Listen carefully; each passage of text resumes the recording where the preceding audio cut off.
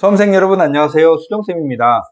자, 오늘은 고대 세종과 원래는 홍대 세종도 같이 하려고 했는데 정보가 하나도 없어서 곧 수시 모집 요강 발표되고 나면 그거 취합해서 홍대 세종은 따로 말씀드리고요. 오늘은 고대 세종만 외롭게 설명하겠습니다. 자, 논술 전형 비율은 논술 70에 교과가 30%로 적정한 반영 비율을 가지고 있고요. 최저는 한계 3등급이거나 또는 영어 2등급인데요. 고려대 세종 캠퍼스는 수학은 수능을 아무거나 응시해도 되고요.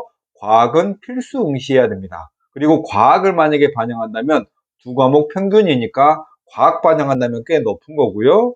빅데이터 사이언스 학부하고 자유공학부는 과학도 응시 제한이 없습니다. 근데 수학이 수능 응시 제한이 없지만 고대 세종은 논술 문제에 미적분을 포함하고 있으니까 사실 확률과 통계한 사람은 응시 제한은 없지만 따로 공부를 해야 되니까 실질적으로는 좀 어렵다라고 볼 수 있죠.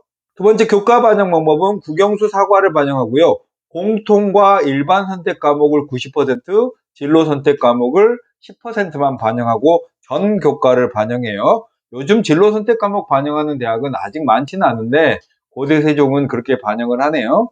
그리고 진로 선택 과목은 A, B, C 성취도를 150, 140, 8, 146으로 변경해서 반영을 하고요.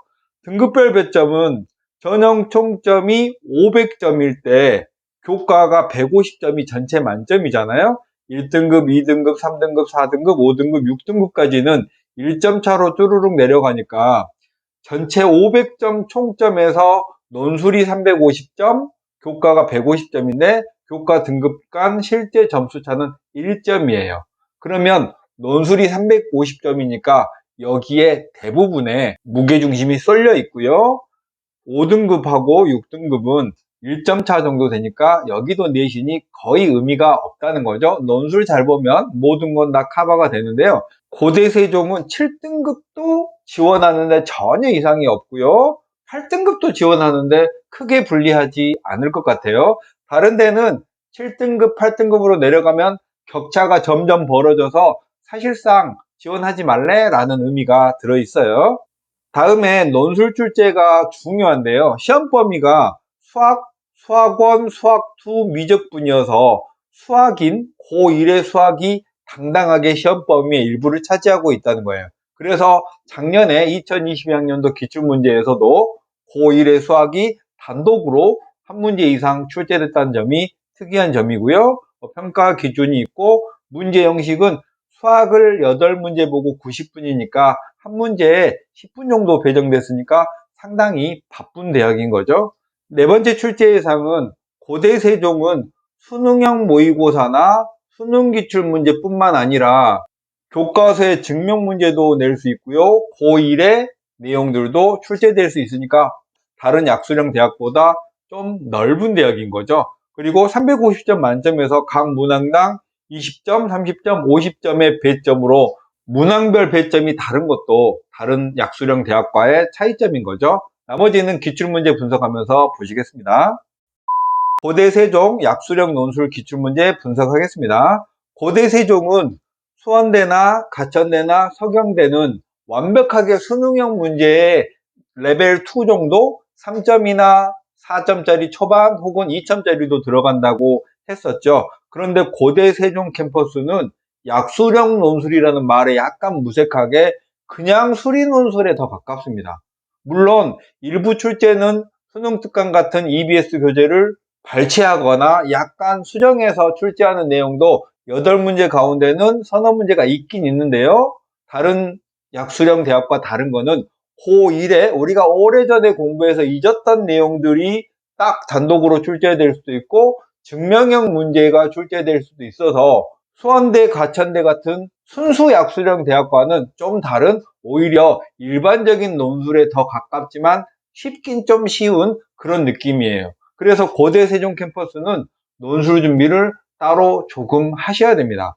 그치만 여기서 이제 고민이 생기는 거죠. 고대 세종 캠퍼스를 논술 준비를 따로 해서 갈 만한 그런 대학인가에 대해서는 여러 가지 저도 의문이 있습니다. 자, 자연계열 기출 분석해보면 1번 경우의 수, 고1의 경우의 수 순열조합 내용이 있었죠. 이거 나왔고요. 무리함수, 역함수 해서 이것도 고1의 과정이 출제됐습니다. 미분 가능성에서 두 함수가 접하는 상황 출제했고요. 좌표 평면에서 속도 변환에서 이거는 수능형 테마하고는 약간 결이 다른 그런 문제 출제했고요. 등비급수에 활용해서 미적분의 내용도 들어있네요. 그리고 롤의 정리를 이용한 증명 문제가 이런 경우는 완전히 다른 약수령 대학과는 좀 느낌이 많이 다른 오히려 일반 인서울 수리논술 문제에 비슷한 그런 문제라고 볼 수 있습니다. 합성함수의 실근 문제나 치환적 분으로 함수 구하는 이런 후반의 문제들은 논술형 문제여서 다른 약수령 대학과는 완전히 차별화가 되는 점이에요. 고대 세종 논술은 어떤 느낌이고 어떻게 준비를 해야 되는지를 보면 약수령 논술대학보다는 상당히 어렵다. 수능형 문제는 4점짜리 중급 정도의 느낌으로 낸다. 논술형 문제는 증명 문제도 포함이 돼 있어요.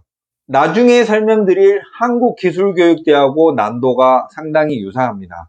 그럼 논술 준비는 고1의 과정도 한번 깔끔하게 공부해야 돼요. 순수 약수령 대학들은 수능 과정만 충분히 공부하면 됐지만 여기는 고1의 과정도 공부해야 되고 또 미적분도 공부해야 되는 게 약간 부담일 수 있고요.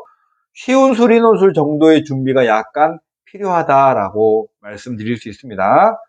자, 작년에 경쟁률은 모집 인원이 417명이었는데요. 16.5대 1이어서 지방치고는 상당히 경쟁률이 높죠. 근데 여기에 좀 숨겨진 사실이 약학과가 이 경쟁률을 엄청나게 올려놨어요. 그래서 약학과를 빼고 나면 평균적인 경쟁률은 자연계열은 8대1 정도, 인문계열은 6대1 정도고요. 오늘 설명드린 내용은 죄다 자연계열에 대한 내용입니다. 세부적으로 학과별 경쟁률은 지금 제가 쭉 정리했는데요. 대략 8대1 내외라고 생각하시면 되겠습니다. 쭉 여러분이 이제 한번 이건 읽어보시면 되는 내용이니까 올려드리겠습니다. 자, 이렇게 해서 고대 세종 캠퍼스는 마칠 건데요. 정리해보면 일반 수능형 약수령 논술과는 다른 논술에 더 가까운 대학이다. 시험 시간도 90분이죠. 여러분이 고대 세종 캠퍼스 논술에 관심이 있으시면 직접 논술 기출문제를 다운받으셔서 90분 시간 정해놓고 딱 풀어보면 여기 지원할까 말까에 대한 느낌이 깔끔하게 정리됩니다. 자, 그럼 오늘 고대 세종은 이렇게 마칠게요. 안녕.